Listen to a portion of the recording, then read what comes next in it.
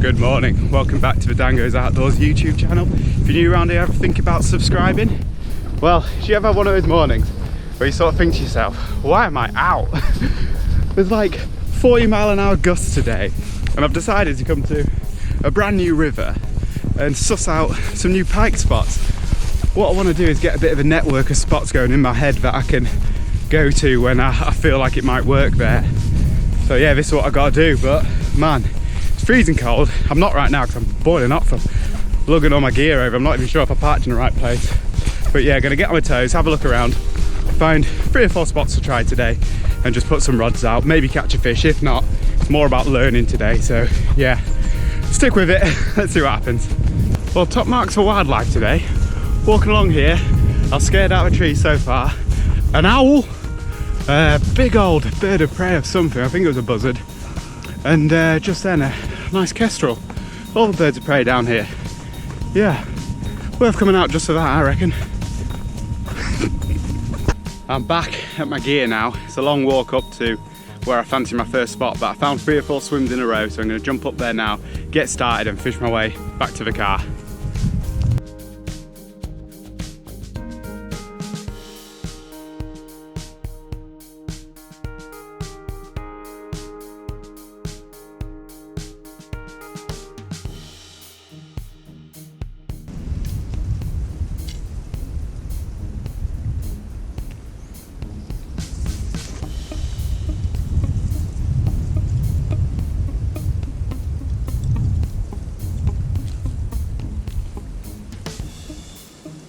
That's me all set up in my first spot.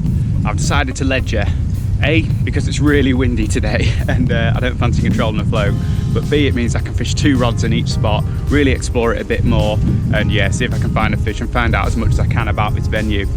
It means it is a little bit more of a faff to move spots, but I think I'm only going to fish maybe 3 swims today. It's getting on for 11 o'clock now. It's taken me a long time to get here, find all my swims, get set up and that, so yeah, I'm limited for time, but you know, looks pretty good down here and I quite fancy the conditions, even though it is horrible to sit out in.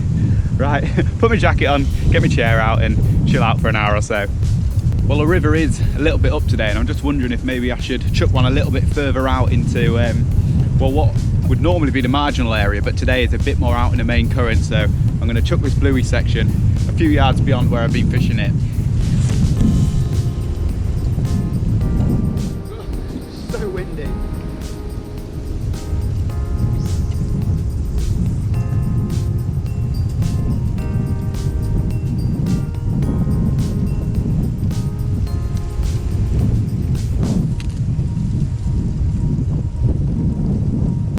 Sat in this swim for about an hour now and nothing's really happened, so I'm going to move on downstream. I should say I am aware I'm sat surrounded by triffids, aka giant hogweed. In its form like this, all dead and dry, there's not really a lot you can do. It's sap that's poisonous, well, it's toxic, but I'm still just making sure that I don't brush up against it or touch it with my hands or break it or whatever, because you know, it's not nice. It's nasty stuff. It stops your skin from being able to protect itself against sunlight, so you can get blisters months later. So yeah, worth knowing for the summertime. Stay clear of these big things. Right, let's wind in and move on.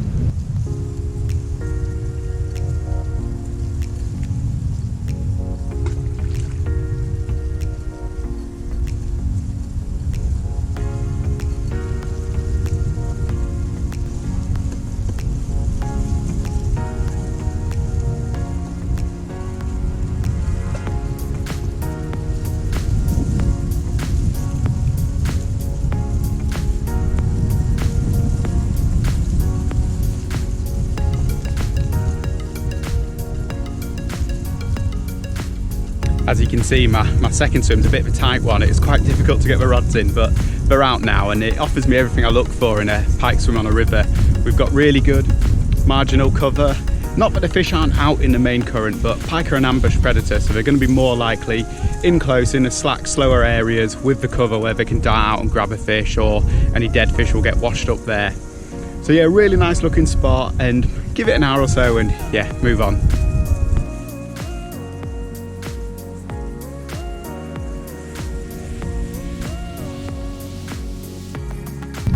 So I'll just show you the rigs and baits for today.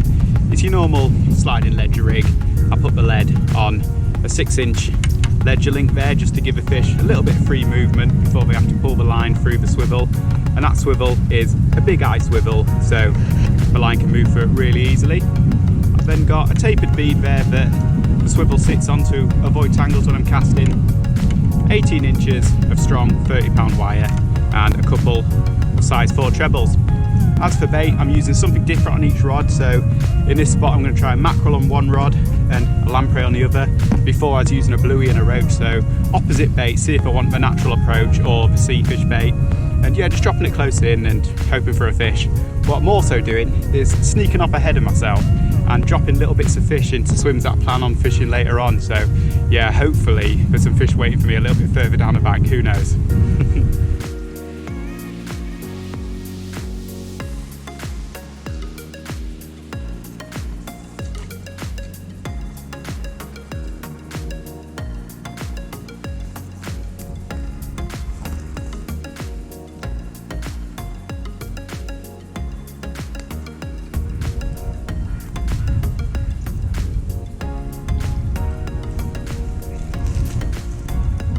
Well, nothing here, but I've got 2 more spots left to try.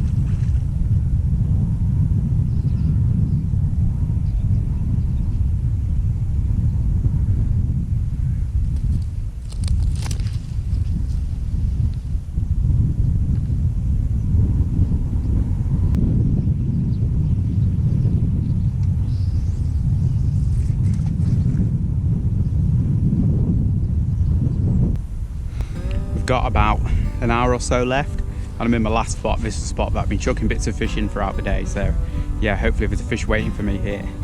But what do I think to this little recce trip so far? Will I come back here?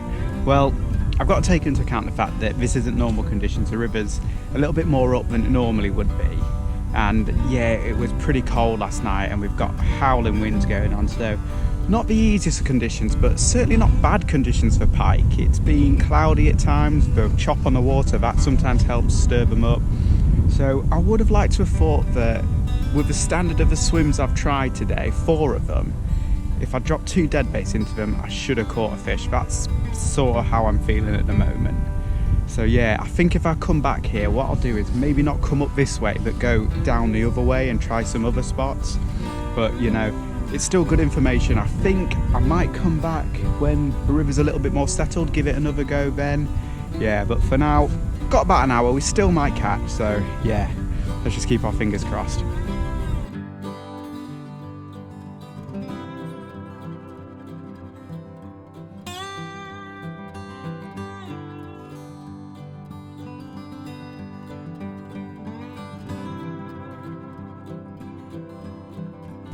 Unfortunately, that's about it for this session. Sun's setting behind us now and I'm probably going to give it about another half an hour and then head off home.